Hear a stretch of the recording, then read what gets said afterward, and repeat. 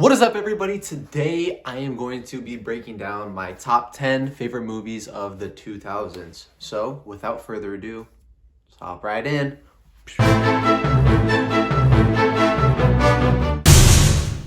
All right, coming in at number 10, we have kind of a funny one, kind of a weird one, but I had to throw it in there somewhere. It's the original live action Scooby-Doo film. Now, if you're my age, you understand why this is on the list. This movie was just part of my childhood. Very funny movie. You have Matthew Lillard, who I love, Freddie Prinze Jr., Sarah Michelle Gellar, really cool cast as the gang.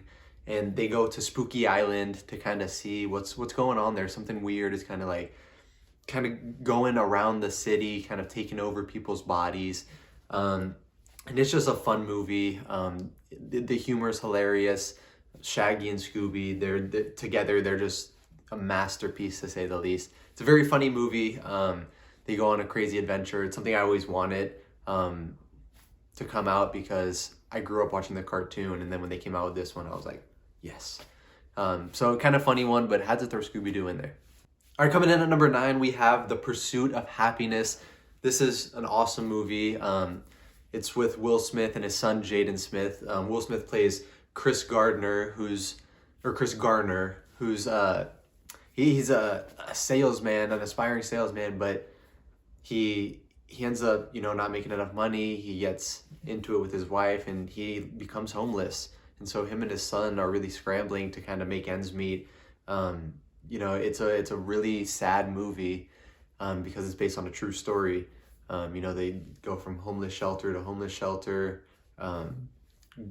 Chris Garner is doing his best to kind of make his son feel okay. Towards the end, he gets a really big opportunity to work for a major company. And I'm not going to tell you what happens, but you got to check the movie out. It's a beautiful movie. It's pretty emotional. Will Smith does a fantastic job playing his character. And it's really cool to see young Jaden Smith on screen as well. Coming in at number 8, we have American Psycho. This is a very, very cool movie. And I really want to read the book someday, starring Christian Bale, Jared Leto, Willem Dafoe. So this movie follows Patrick Bateman, who works a normal corporate job, but on the side, he's a serial killer. Patrick Bateman, played by Christian Bale, very cool performance. It's a very interesting character. He's very particular about everything. He's very jealous. But he's very kind of calm, very nonchalant, kind of. His expressions don't give away that he's a killer when he's in the general public, but something's kind of sinister about him. It's funny how he loves Huey Lewis in the news. This is quite the gory movie. Going into it, I didn't realize how graphic it was going to be, but it's a pretty graphic movie. But it's cool. It's got a good little story, very kind of ambiguous ending. Which, I don't mind, but some people don't like it because they need an answer. But yeah, you got to check this one out. Kind of, pre-Dexter era. This was kind of the OG serial killer while kind of working just a regular American job. But that's American Psycho. It's a classic. You got to go watch it. Number 7, we got There Will Be Blood. One of my favorite acting performances of all time by Daniel Day-Lewis. He plays Daniel Plainview, an oil man who kind of loses track of life because this business just, it overtakes him. You see little conflicts and kind of little bumps in the road with his relationship with his son. And then, of course, his relationship with the aspiring young pastor is very strange. It's weird because it's one of those movies that it doesn't sound great on paper. Just, a guy kind of rigging oil, making a business out of it. It doesn't sound too great on paper, but when you watch the movie, it just encapsulates you. It takes you over. Like I said, Daniel Day-Lewis, one of the best actors of all time, just killed it in this role. Very, very good movie. A lot of little tragedy goes on inside, and towards the end too, it gets quite sad with Plainview and his relationships. But man, this dude is a psychopath. He is absolutely crazy and he won't stop at anything to make his business a success. Very cool movie. There Will Be Blood. Gotta check it out. All right, number 6, we got The Departed, a Martin Scorsese film. Probably one of the best casts in film history. You got DiCaprio, you got Jack Nicholson, Mark Wahlberg. You got who else do you got in there? Matt Damon, Anthony Anderson. There's some other people in there too, but man, this movie kicks butt. It kind of deals with the Irish mob. You know, Jack Nicholson is part of this mob, and the police department recruits this guy Billy Costigan, who was once a cop, but then something ended up happening, so he's no longer serving. But he gets hired as a mole, so he gets hired to kind of play both sides, kind of be a rat, be a snitch, whatever you want to call it, to the cops by kind of befriending the mob. It's a very cool movie, and what I think is a very authentic version of what would probably end up happening if this is how it played out. It's a lot of action, lots of killing. It's a really good movie. I mean, when you put a great director with that many great actors, great product is usually what comes. But yeah, very cool cop movie. Like I said, a lot of action. This is one that if you haven't seen, what are you doing? You gotta see The Departed. It's a classic. So check that one out. Number 5, we got Catch Me If You Can. Now, you know what? I didn't originally want to watch this movie. I was like, it seems okay. I mean, Tom Hanks, DiCaprio, cool guys, but I don't know how I feel about it. And then I found out it was based on a true story. This story follows Frank Abagnale, who's just a young man who needs to make some money. He starts out impersonating a teacher, right? Guys are kind of making fun of him, and he's like, you know what? I'm not going to take this. He goes and he acts like he's the teacher, and he demands a lot out of them, right? Well, you know what? He has fun, so he doesn't stop there. Later, he ends up becoming a pilot. He impersonates a pilot and somehow ends up becoming a pilot. He's doing a lot of fraud, lots of fraud with checks, just so much illegal stuff. I mean, impersonating all types of different occupations. He impersonated a doctor or a surgeon at that. And he got his way through law school. Like it's such a crazy movie. So you have this guy, Frank Abagnale, being chased by the officer played by Tom Hanks, and it's kind of this game of just cat and mouse between the two of them. I'm not gonna reveal how it ends because that would make the movie not worth watching. But yeah, you got to check it out. It's just this chase while Abagnale is constantly going into forming his new identities, making fake checks, fake IDs, and man, it's just a wild ride. Catch Me If You Can. Got to check that one out. All right, number 4, we got Elf. How can you watch this movie and not be happy? I mean, not only is it a Christmas movie, but it's got Will Ferrell, directed by Jon Favreau. Just a freaking awesome movie. Buddy the Elf is one of the funniest characters I've ever seen in a movie. If you don't know the story, I'll break it down, but you should know the story to this one. Buddy the Elf, he's actually a human raised by elves, but he later ends up finding out, oh wait, I'm not an elf at all, I'm a human. So he goes to America to find his dad, find his family, and it's kind of it's such a funny journey because he grew up around elves, so he acts like an elf, he eats like an elf, he dresses like an elf, and he's in New York trying to almost become normal in a way.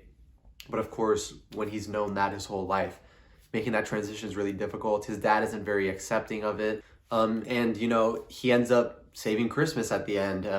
It's a very cool story, kind of oddball turned hero. But if you haven't seen Elf yet, you need to lift that rock from on top of you and go watch it because it is a fantastic movie. Number 3, now look, we're all friends here, right? So we're not going to judge. All right, number 3, we got The Notebook.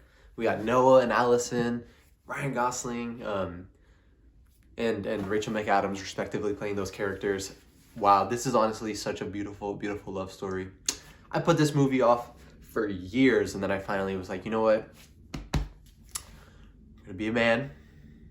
I'm going to lose the pride, and I'm just going to watch it. We'll see what happens, right? A couple tears felt, I'm not going to lie to you.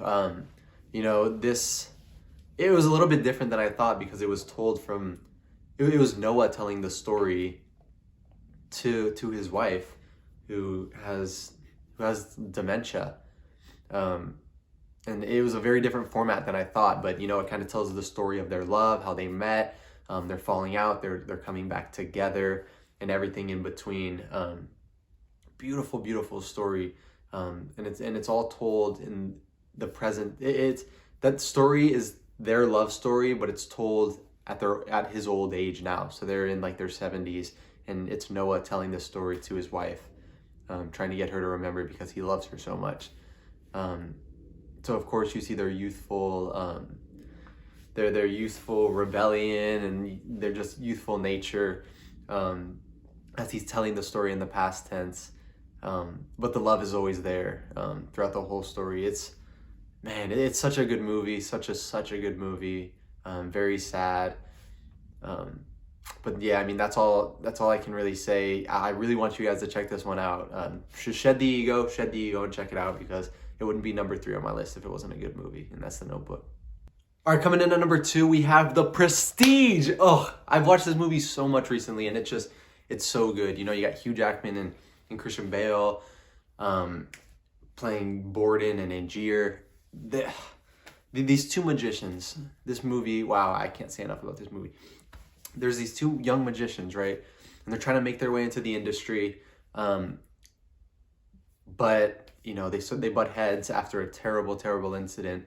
Angier's wife is killed. And it kind of goes back to whether Borden tied the right knot on her when she was trying to escape the water, in the glass rectangle thing, the glass box. And she wasn't able to escape in time, and she died. So now there's this rivalry between these 2 magicians. One of them does a trick, one of them does a show, and their trick kills it. Well, then next week comes up with a better trick, and it just boom, boom, boom. They keep on doing better and better and better. And, you're reading it through, it's kind of formatted strangely. You're reading kind of the story through a diary, as Borden was put in jail for the murder of Angier. So you're reading this, and you're kind of just following the story, kind of like how The Notebook is. You're reading an old kind of story, but it's being read as the past tense, but you're watching it as it's the present, kind of. And Borden was arrested for the murder of Angier. You see their kind of rivalry, get hotter and hotter and hotter as they keep on getting better and better and better. Nikola Tesla is eventually introduced, which is crazy.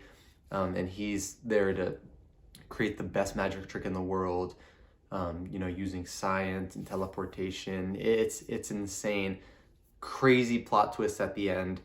I can't say it because again, that would defeat the purpose of you watching the movie. But yeah, you're reading these men's journals, and you're just blown away at some of the magic tricks that happened, and then blown away to find out not only 1 but 2 insane plot twists at the end. This movie kicks major butt. The Prestige, you got to check it out. All right, before we unveil the number 1 pick, we have 2 honorable mentions. First one's Holes, classic Shia LaBeouf movie. I grew up on this one, so I had to throw it in there. And the other one being The Bourne Ultimatum. I think I might do a ranking on the Bourne series. That's why I didn't include it, but I mean, this one can't go unsaid. Bourne movies kick some butt. All right, number 1, we have The Dark Knight. What else was it going to be? The best superhero movie of all time. Another Christian Bale movie. Chris Bale, Heath Ledger, obviously. Heath Ledger gave one of the best performances ever in The Joker. This movie changed the landscape of superhero films forever. It has a very dark kind of action film to it, action film vibe, not just a comic book movie.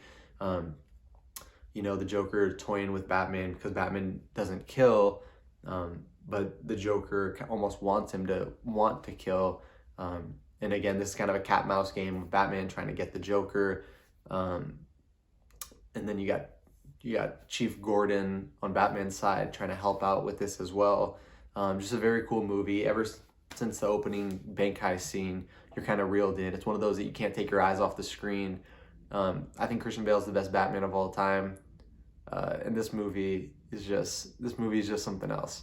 If you haven't seen The Dark Knight, you gotta check this one out. I think it's on Netflix right now. All right, thank you guys for watching. I hope you enjoyed. It would be so much appreciated if you could like, comment, subscribe, to kind of help my channel get out there. You know, this is something that I really want to get out there. It's a passion of mine, and that would be awesome if you could help me do that. Once I hit 100 subscribers, I'm doing a $100 giveaway Amazon gift card. So be sure to subscribe and like my videos, and you're automatically entered. And that's it today. Next week we're gonna be doing top 9 movies of the 90s. So we'll see ya.